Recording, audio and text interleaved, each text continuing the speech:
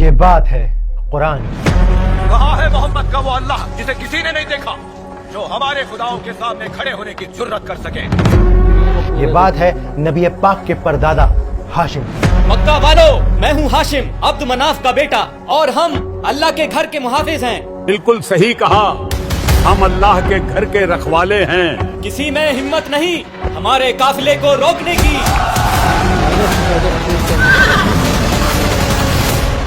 یہ بات ہے سورہ قریش کی.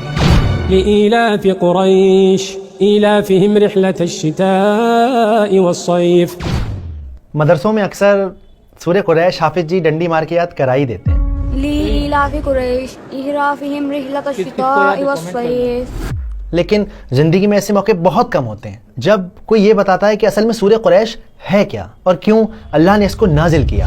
قریش بڑا گھمنڈ کرتے تھے اپنی دولت پر، مگر اللہ نے انہیں یاد دلا دیا کہ یہ سب اس کا دیا ہوا ہے. کیا ہے سورہ قریش کے نازل ہونے کے پیچھے کی کہانی، اور کون تھے عمرو الاولی عرف ہاشم؟ یاد ہے نبی کے پردادا ہاشم کا زمانہ، میں اس وقت بچہ تھا. اور کیسے قریش قبیلہ اتنا خود غرض ہو گیا کہ اللہ نے اس کو مثال بنا کر قرآن میں ہمیشہ کے لیے قید کر دیا. مکہ سے پیغام آیا ہے، اللہ نے قریش قبیلے کی غفلت کو لوگوں کے لیے سبق بنا دیا ہے. اور سب سے زیادہ امپورٹنٹ، 1400 سال پہلے نازل ہوئی اس سورت کا آج ہماری زندگی میں کیا کام ہے، جانیں گے اس ویڈیو میں.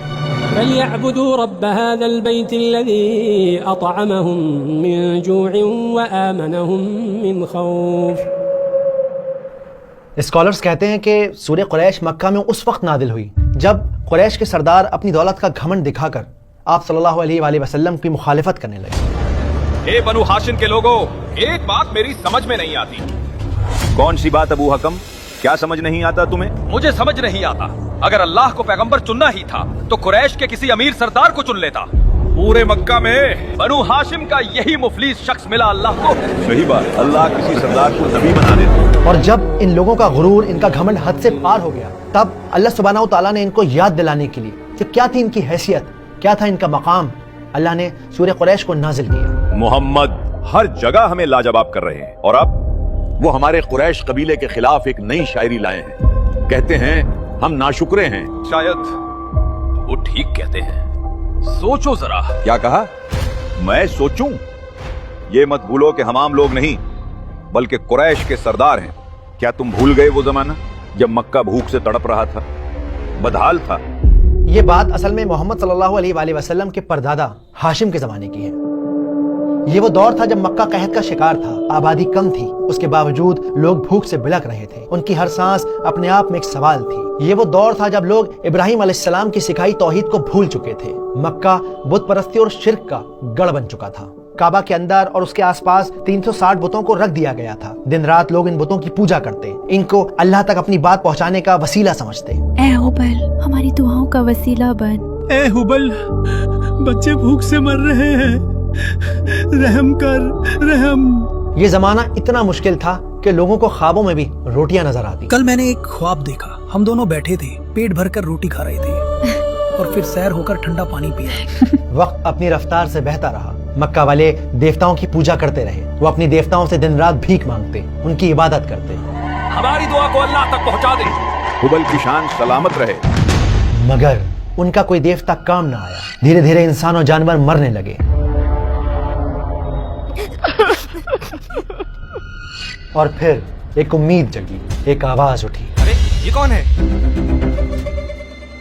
عبد الہاشم، کعبہ کے سردار آ رہے ہیں.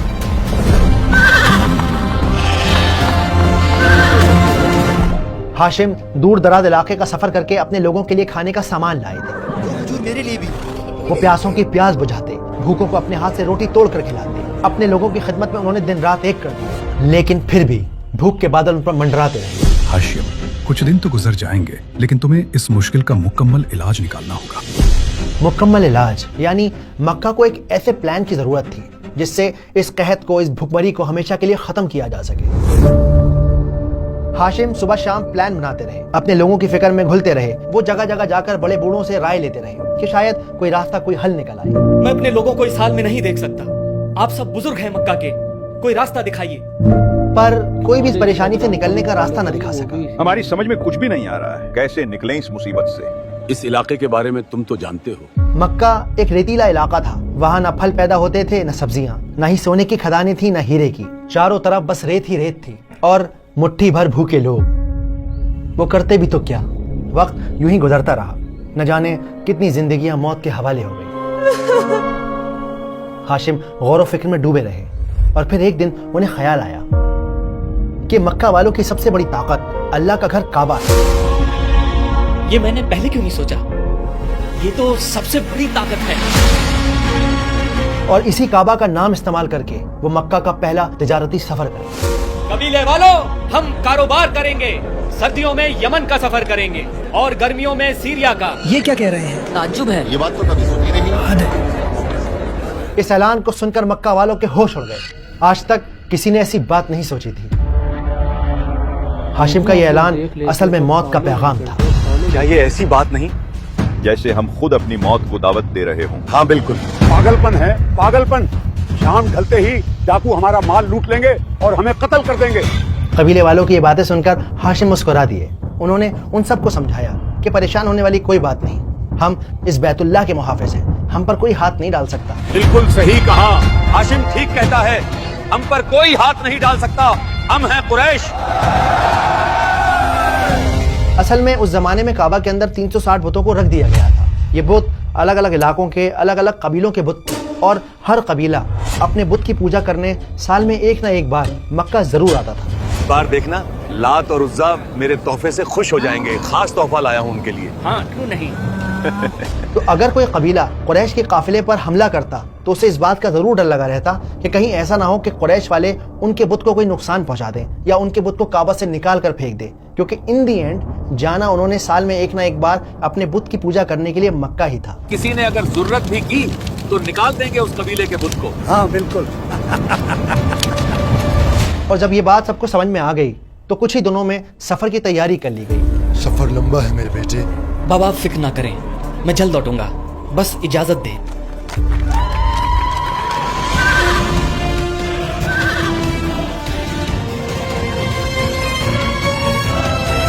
वो सर्दियों में यमन और गर्मियों में शाम की तरफ जाते और अगर रास्ते में उन्हें कोई डकैत मिल जाता तो वो उससे कह देते, नहीं जानते क्या, हम बैतुल्लाह के रखवाले हैं। ये बात सुनकर डकैत शर्मिंदगी और खौफ से सहम जाते। मुझसे बहुत बड़ी भूल हो गई, माफ कर दीजिए। कोई बात नहीं, लेकिन आगे से ख्याल रहे। बेखौफ होकर आगे बढ़ो, पूरी रफ्तार से।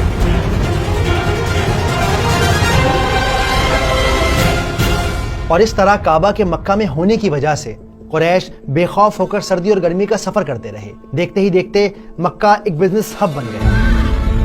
लोग खुशहाल और अमीर हो गए। इन लंबे सफर की वजह से कुरैश को दुनिया का इतना एक्सपोजर हो गया कि वो बाकी कबीलों से पैसे और इल्म के मामले में बहुत आगे निकल गए। उनके ताल्लुकात कई मुल्कों के बादशाहों के साथ बन गए और इन्हीं बहुत सारे सफर के दौरान उन्होंने कैलीग्राफी यानी कि रस्मुल खत सीखा, जिसे बाद में कुरान मजीद को लिखने के लिए इस्तेमाल किया गया। ये रस्मुल खत मैंने सर्दी और गर्मी के सफर के दौरान सीखी है। हाशिम अल्लाह को प्यारे हो गए, लेकिन ये सर्दी और गर्मी के सफर का सिलसिला चलता रहा। देखते ही देखते कुछ ही सालों में मक्का इतना बड़ा बिजनेस हब बन गया कि यमन के हाकिम अब्राहा ने हाथियों की फौज के साथ मक्का पर चढ़ाई करने का फैसला कर लिया। उसने ये इरादा कर लिया कि वो अल्लाह के घर को तोड़ देगा, क्योंकि वो ये चाहता था कि मक्का की जगह यमन बिजनेस का मरकज बने, बिजनेस का सेंटर बने। और जब अल्लाह सुब्हानहू तआला ने आप सल्लल्लाहु अलैहि वसल्लम को नबुव्वत का हुक्म दिया तो यही कुरैश अपने पैसे का जोर दिखाकर उनकी मुखालिफत करने लगे। तब अल्लाह सुब्हानहू तआला ने सूरह कुरैश को नाजिल किया ताकि उन्हें ये याद दिला सके कि वो भूख से मर रहे थे। तब अल्लाह ताला ने उनको अपने घर की वजह से इतना बड़ा मकाम दिया, वो इतनी इज्जत वाले हुए। कुरैश वालों का मेरे दरबार में हमेशा इस्तिकबाल है। ये थी सूरह कुरैश के नाजिल होने के पीछे की कहानी। अबू हादी, हमें वो सूरह तो सुनाओ जो नबी पर नाजिल हुई है। बिस्मिल्लाहिर्रहमानिर्रहीम। لإيلاف قريش إيلافهم رحلة الشتاء والصيف فليعبدوا رب هذا البيت الذي أطعمهم من جوع وآمنهم من خوف। चलिए अभी सूरत को समझते हैं सिनेमैटिक अंदाज में, आसान तरीके से। तो देखिए, सबसे पहले ये समझना बहुत ज़रूरी है कि इस पूरी सूरत में अल्लाह सुब्हानहू तआला कुरैश से बात नहीं कर रहे, बल्कि कुरैश की बात कर रहे हैं, यानी कि थर्ड पर्सन में बात हो रही है, जो कि अपने आप में एक बहुत बड़ा इशारा है किसी से खफा होने का, नाराज होने का। जैसे अक्सर होता है ना, हम किसी से नाराज होते हैं तो हम कैसे बात करते हैं, हम किसी और से कहते हैं कि इससे कह दो कि मेरे सामने ना आया करे, मुझे इससे बात करना पसंद नहीं। तो ये थर्ड पर्सन में बात करना होता है। इसी तरह अल्लाह सुब्हानहू व तआला इस पूरी सूरत में थर्ड पर्सन में बात कर रहे हैं। अब दूसरा पॉइंट जो समझने का है वो ये है कि यहाँ पे किसी एक इंसान की बात नहीं हो रही है, बल्कि यहाँ पर पूरी कौम की बात हो रही है, कुरैश कबीले की बात हो रही है। अब क्योंकि पहली और दूसरी आयतें एक दूसरे के साथ बहुत ज़्यादा कनेक्टेड हैं, तो उन्हें एक साथ समझते हैं। लिईलाफि कुरैश ईलाफिहिम रिहलतश्शिताइ वस्सैफ, यानी कुरैश बहुत ज़्यादा मानूस हो गए, कंफर्टेबल हो गए, फेमिलियर हो गए सर्दी और गर्मी के सफ़र से। ये तो हुई एक ऊपरी बात। अब ज़रा आप हल्का सा इसकी गहराई में अगर आप उतरेंगे तो आप देखेंगे कि यहाँ पर जो इलाफ का लफ्ज़ है, तो इसका मतलब होता है किसी चीज़ की आदत हो जाना, किसी चीज़ के लिए आदी हो जाना। जैसे सर्दी हो या गर्मी हो या बारिश हो, हमें ऑफिस जाने की आदत हो चुकी है। जैसे रिक्शे वाले को 10 लोगों को बिठा के रिक्शा खींचने की आदत हो चुकी है। जैसे नान भाई को, रोटी बनाने वाले को दिन में हज़ारों रोटी बनाने की आदत हो चुकी है। बिल्कुल इसी तरह यहाँ पे ये बात की जा रही है कि आदत हो गई कुरैश को सर्दी और गर्मी के सफ़र की। ठीक, अब एक ही बात को 2 बार दोहराया जा रहा है। आदत हो गई। अब्दुल मेरे भाई, किस कदर सर्दी है, मगर इन सफरों का अपना ही मजा है। असल में हमें आदत हो गई है। जब आप इसमें लाम को देखेंगे, जो स्टार्टिंग में यहाँ पे लाम इस्तेमाल किया गया है, इसके 2 मतलब होते हैं। पहला मतलब तो यह है कि बड़ा ताज्जुब का इजहार किया जा रहा है। अल्लाह ताला ताज्जुब करके कह रहे हैं कि ताज्जुब है, इतनी आदत हो गई कि वो अल्लाह को ही भूल गए, पहली बात। और इसका दूसरा मतलब क्या बनता है, आदत हो गई कुरैश को सर्दी और गर्मी के सफ़र की, इस वजह से उन्हें क्या करना चाहिए था कि वो अपने रब की इबादत करते या करें जो उस घर का मालिक है, काबा का मालिक है, बैतुल्लाह का मालिक है। तो जब हम इस आयत के ऊपर गौर करते हैं तो हम देखते हैं कि रहला का मतलब होता है सफ़र, और शिता यानी कि ठंड। अब सोचने की बात यह है कि यहाँ पर अल्लाह ताला ने ये क्यों कहा कि ठंड और गर्मी के सफ़र की आदत हो गई। अल्लाह ये भी कह सकते थे कि गर्मी और सर्दी के सफ़र की आदत हो गई, लेकिन यही क्यों कहा जा रहा है कि सर्दी और गर्मी के सफ़र की आदत हो गई। हम पर सर्दियाँ आसान हैं। बेखौफ होकर आगे बढ़ो पूरी रफ्तार से। तो यहाँ समझने वाली बड़ी मज़ेदार बात यह है कि सर्दियों में ना अक्सर दिन छोटे होते हैं, रातें लंबी होती हैं, बहुत सारी सब्जियाँ, बहुत सारी फसलें उगती नहीं। अक्सर कई लोगों के काम ठंडे पड़ जाते हैं, चोरी चकारी का खतरा भी बहुत बढ़ जाता है। तो सर्दियाँ इतना मुश्किल वक्त होता है, लेकिन उसमें भी अल्लाह सुब्हानहू व तआला ने तुम्हें हिफाजत में रखा, हर खौफ से महफूज रखा, तुम्हें रोजगार दिया। इस वजह से उन्हें क्या करना चाहिए था, जिसका जवाब अल्लाह ताला तीसरी आयत में देते हैं, फलियअबुदू रब्ब हाज़ल बैत। तुम्हें चाहिए था कि अपने रब की इबादत करते, उस रब की इबादत करते जिसका ये काबा है। जैसा कि मैंने आपको पहले बताया कि वो मक्का से यमन और यमन से शाम का सफ़र किया करते थे, जो सफ़र मुश्किल था, डकैती का भी डर था, लेकिन क्योंकि वो रास्तों में नाम ले लिया करते थे। नहीं जानते क्या, हम बैतुल्लाह के रखवाले हैं। कि भाई हम तो बैतुल्लाह वाले हैं, हम तो अल्लाह के घर के मुहाफिज हैं, तो कभी कोई उन्हें परेशान नहीं करता था। इसलिए उन्हें चाहिए था कि अल्लाह के घर की इबादत करते, अल्लाह की इबादत करते, ना कि बुत परस्ती करते। हमारी दुआ को अल्लाह तक पहुंचा दे, हुबल की शान सलामत रहे। अब यहाँ पे जो फे का इस्तेमाल किया गया है वो इस बात पर जोर दे रहा है कि वैसे तो अल्लाह ताला ने बंदे को बेइंतहा नेमतों से नवाजा हुआ है, सांस आ रही है, जा रही है, जिस्म अपना काम कर रहा है, लेकिन चलो कोई बात नहीं, तुम नाशुक्रे हो गए तो हो गए, कोई नहीं, पर कम से कम इस नेमत को तो याद रखते। ये नेमत जिसका तुम नाम ले लेके बार बार सफ़र किया करते थे, ये फा इस बात को जाहिर करता है।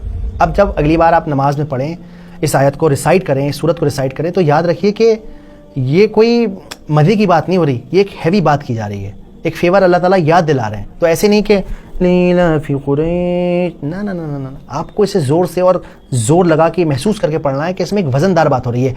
लीलाफी कुरैश ईलाफिहिम रिहलतश्शिताइ वस्सैफ, कि ताज्जुब है कि अल्लाह ताला ने तुम्हें इतने फेवर दिए, इतना एहसान किया और तुम भूल गए उसको। तुम्हें चाहिए था कि उसकी इबादत करते, उस रब की जिसका नाम लेके तुम इतने बड़े बन गए।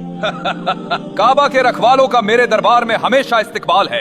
अब जब आप सल्लल्लाहु अलैहि वसल्लम की हम सीरत को देखेंगे, सारी ज़िंदगी को देखेंगे और इब्राहीम अलैहिस्सलाम की ज़िंदगी को भी देखेंगे, तो आपको पता चलेगा कि सारा का सारा मामला, वो सारा राज इस तीसरी आयत में ही छुपा था। आप सल्लल्लाहु अलैहि वसल्लम ने सारी ज़िंदगी लगा दी कि बंदा अपने रब की इबादत करे, एक तौहीद पे रहे, एक रब की इबादत करे, अल्लाह और बंदे के दरमियान और कोई नहीं। बंदे को हाथ फैलाने, अपने रब से दुआ मांगनी है, बीच में ये सोचना ही नहीं कि मेरी बात रब तक कैसे पहुँचेगी। वो रब का बनाया हुआ बंदा है तो उसकी बात रब तक पहुँचेगी ही पहुँचेगी। इसलिए फलियाबुदू रब्ब हाज़ल बैत एक बहुत इंपॉर्टेंट आयत है जो तौहीद का मतलब सिखाती है, जो हमें ये बताती है सिर्फ़ और सिर्फ अपने एक रब, एक अल्लाह की इबादत करनी है। तो अब जब हम तीनों आयतों को मिला के पढ़ते हैं तो क्या बात समझ में आती है कि अल्लाह ताला कहते हैं कि ताज्जुब की बात है, कुरैश को کو اتنی زیادہ عادت ہو گئی سردی اور گرمی کے سفر کی کہ وہ اپنے رب کو ہی بھول گئے. انہیں چاہیے تھا کہ وہ اپنے رب کی عبادت کرتے, اس رب کی جس کا یہ گھر ہے. اللہ اکبر. اب یہاں ایک سوچنے والی بات ہے کہ قریش تو یہ بھی کہہ سکتے تھے کہ ارے بھائی کس اللہ کی عبادت کریں, کون سا اللہ, ہم نے تو کعبہ کے اندر 360 بتوں کو رکھ رکھا ہے, بتاؤ کون سے کی عبادت کرنی ہے. تو اس کا جواب اللہ سبحانہ و تعالیٰ چوتھی آیت میں دیتے ہیں. کیا ہے چوتھی آیت؟ الذی اطعمہم من جوع وآمنہم من خوف. اب یہاں پر جو الذی کا لفظ ہے وہ اصل میں ایک انٹروڈکشن ہے. اللہ تعالیٰ اپنے آپ کو انٹروڈیوس کر رہے ہیں کہ وہ رب, کون سا رب جس نے تمہیں کھانا دیا جب تم بھوکے تھے. اب جو کا جو مطلب ہوتا ہے یہ ہوتا ہے بہت زیادہ بھوک, ایکسٹریم ہنگر. خوف یعنی ڈر, خطرہ, کسی بھی بات کا خطرہ, جیسے قریش کو خطرہ تھا کہ کہیں راستے میں مال لے کے نکلے تو لوٹ نہ لیا جائے. ٹھیک ہے, اب اس پوری آیت کو ایک بار فٹافٹ جلدی سے سمجھ لیتے ہیں کہ قریش بہت زیادہ مانوس ہو گئے, بہت زیادہ کمفرٹیبل ہو گئے سردی اور گرمی کے سفر سے, جو کہ ایک مشکل سفر تھا. تو انہیں چاہیے تھا کہ وہ اپنے رب کی عبادت کرتے, وہ رب جس نے انہیں کھانا دیا جب وہ بھوک سے تڑپ رہے تھے, وہ رب جس نے انہیں سیفٹی دی جب وہ بہت زیادہ خطرے میں تھے. بچے بھوک سے مر رہے ہیں, رحم کر, رحم. اب سمجھنے کی بات یہ ہے کہ یہ تو 1400 سال پرانی صورت ہے, اس کے اندر قریش کی بات ہو رہی ہے. میرے کس کام کی ہے یہ, میں نے کیا اس سے سیکھنا ہے؟ لیکن کیونکہ قرآن اللہ کا کلام ہے اور وہ ساری امت کے لیے تا قیامت نازل کیا گیا ہے, تو آج ہماری زندگی میں اس کا ریلیونس یہ ہے کہ سورہ قریش ایک آئینہ ہے جو ہمیں یہ سکھاتا ہے جب آپ اللہ تعالیٰ آپ کو نعمت دیتا ہے اور آپ غفلت کا شکار ہو جاتے ہو تو آپ اصل میں قریش کی قوم والے راستے پر چلنے لگتے ہو. جیسے مثال کے طور پہ آج سے 5, 10 سال, 15 سال پہلے شاید آپ جس پلیٹ میں کھانا کھا رہے ہیں اسے خریدنے کی حیثیت نہیں ہوگی. شاید آپ کرائے کے مکان میں رہتے ہوں گے تو آج آپ کا اپنا مکان ہو گیا ہوگا. شاید آپ کو جتنی اچھی ایجوکیشن ملنی چاہیے تھی اتنی نہیں ملی, لیکن آپ کے بچے آپ سے بھی زیادہ اچھی ایجوکیشن حاصل کر رہے ہیں. تو اللہ تعالیٰ نے آپ کی لائف کو کمفرٹیبل کر دیا. اب آپ کو کیا چاہیے؟ آپ کو چاہیے کہ اپنے رب کو جاننے کی کوشش کریں, اس کے ناموں کو جانیں, اس کی نبیوں کو جانیں, اس کی کتاب کو پڑھیں. لیکن آپ اور ہم اکثر کیا کرتے ہیں, اجی اب پیسہ آ گیا ہے تو ایسا ہے گاڑی تھوڑی بڑی لے لیتے ہیں, اور ایک شہر میں بھی اپنا فلیٹ ہونا چاہیے. ایک تو ہے, ایک اور اس سے ماشاءاللہ کرایہ آئے گا. تھوڑا زیادہ پیسہ آ گیا تو جی صاحب اب چیئرمینی کا الیکشن لڑا جائے گا. پیسہ تو ہے لیکن اب پاور بھی چاہیے. رات میں آپ کا اپنا گڈن اس بار چناؤ میں کھڑا ہو رہا ہوں.